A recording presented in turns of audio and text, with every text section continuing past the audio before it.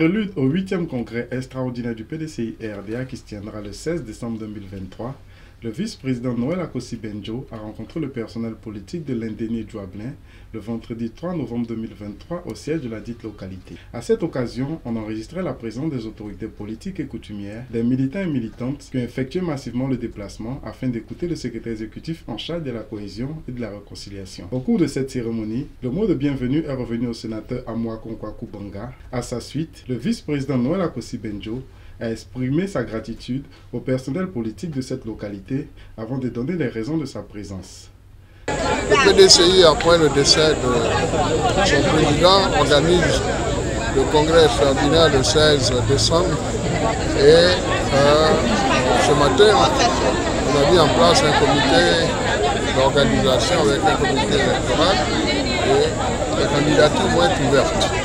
Compte tenu du temps qui est relativement court, nous avons décidé de passer dans les différentes délégations pour informer les militants de notre projet de moderniser, de reformer le parti, de leur demander de s'associer à ce projet pour donner au PDCI un niveau le plus attractif possible pour en faire un parti gagnant, c'est qu'en 2025 pour revenir au pouvoir d'État. Ça fait depuis pratiquement 1999-2000 que nous sommes à l'opposition. Il est temps que le PDCI s'organise pour revenir au pouvoir et nous sommes vraiment disposés avec toute une équipe autour de donner ces chances-là à notre parti.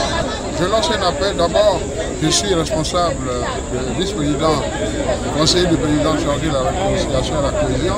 Les élections auxquelles nous allons ne donnent pas l'occasion d'accentuer nos divisions. Au contraire, c'est l'occasion pour que nous allions fraternellement, en toute vraiment fraternité, comme je l'ai dit tout à l'heure, pour faire une campagne qui ne divise pas. Et qu'à la fin, le président qui sera élu puisse tendre la main à l'ensemble des candidats pour que nous formions une équipe pour aller en 2025. Car je l'ai toujours dit, comme disent les Chinois, seuls nous sommes une goutte d'eau, ensemble nous sommes un océan. Donc, construisons cet océan pour nous permettre de battre tous nos adversaires et donner de la chance à la Côte d'Ivoire de retrouver le chemin non seulement de la réconciliation, mais un développement pérenne. Adam Guillaume, membre du bureau politique, dans son intervention a montré les qualités du vice-président Noël Akossi-Benjo avant de l'exhorter, en sa qualité de secrétaire exécutif en charge de la cohésion et de la réconciliation, de jouer son rôle afin que les différents responsables du PDCI et RDA trouvent un consensus autour d'un candidat pour les élections de 2025. Monsieur Benjo, le président des dialogues de parti vous a donné la mission de réconcilier.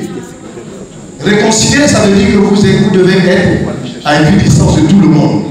Vous devez permettre que ce parti existe, mais surtout que ce parti ait un candidat pour relever le défi des élections de 2025. C'est la mission que nous vous confions. C'est ce que nous vous demandons. Réunissez tous ceux qui se disent aujourd'hui candidats. Passez-leur le message. Enfermez-vous pendant une journée, une nuit. Mais sortez-nous le président du parti et sortez-nous le candidat des élections de 2025. C'est ce que nous vous demandons. C'est la mission que nous vous confions. Nous vous demandons de nous l'amener ça. Pour le président Bédier, pour le président Foué. Le président Foué a dit, après moi, ça ne sera pas un homme, ça sera une équipe. C'est cette équipe qu'on vous demande de mettre en place. Pour que demain, nous puissions continuer notre bataille. Continuer cette bataille du PDCI. Après les interventions, les différents secrétaires généraux de section et les délégués se sont réjouis de la présence du vice-président Noël Akossi-Benjo et ont promis de ventiler cette information à leurs différentes bases.